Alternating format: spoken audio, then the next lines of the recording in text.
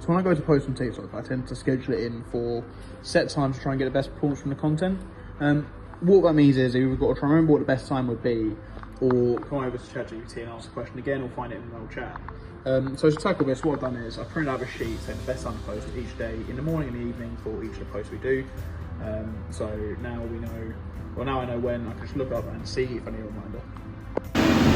So now the screen and the keyboard have been mounted next to the second packing station in pre-packing, so Roxanne can use Tasca and mark all the jobs that she's doing.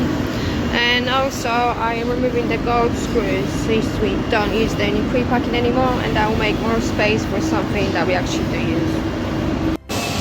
Now the rack where I keep all the wraps and card corners have got labels what links where,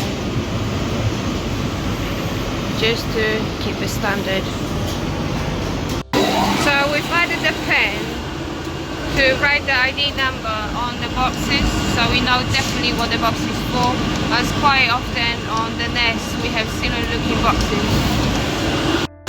So now when I didn't have time to stick the proper labels on the box as they get unloaded, the machine writes the ID numbers of the products they belong to. Just a quick improvement here to help Ryan when he's refreshing his Tasca. So previously his default department was set as pre-pack, that's where he used to be. Now he's obviously in welding full time, so updated his list of departments where welding is now the first one. So anytime he refreshes his page, he won't be redirected to pre-packing, he'll be redirected straight back to welding. Previously on all of Marius's bare metal stock Kanbans, the production journey ended before powder coating 2, so some of the items apparently aren't making their way to Marius, so what we're going to do is add powder coating 2 as the final stop on every single bare metal Kanban, which will help things get their way to him, and he'll be able to mark them and complete them when he's put them away. I was just tapping some brackets and realised that this handle is really loose, so I'm just going to try and improve that. I just tightened it up, so it works a lot better than when I found it. Thank you. Made a few improvements to the backpack hold section, so at the top now you've got a search bar and some basic filtering. You can sort it as well by number of orders held, number of units needed, stuff like that. And within here it now tells you very clearly how many units are needed, how many orders are held, how many got in production. There's a little toggle here so you can see exactly how many Kanbans are out for it and where they currently are. As you can see under the packing machine, all the cardboard that we use, it can make a lot of mess. As you can see, after the workspace is a lot more cleaner. Done quite a few jobs now that required a lot of grinding.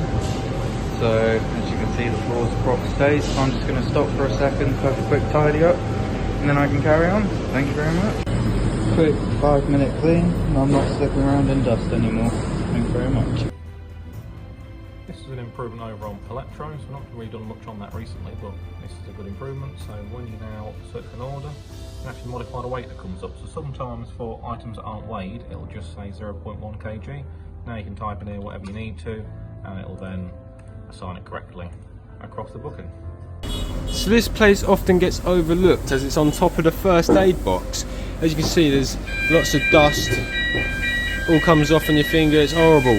So I'm just going to give it a good clean and raise the standard a bit. Right, just giving it a nice clean, just keeping the standard how it should be, leaving it better than I found it. Also give that a bit more of a clean so all the tops are not forgotten anymore. They're not forgotten, sorry. Thank you very much everyone.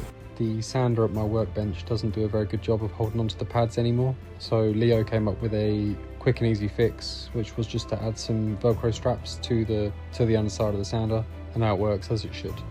Thanks very much. Great job everyone, thank you very much.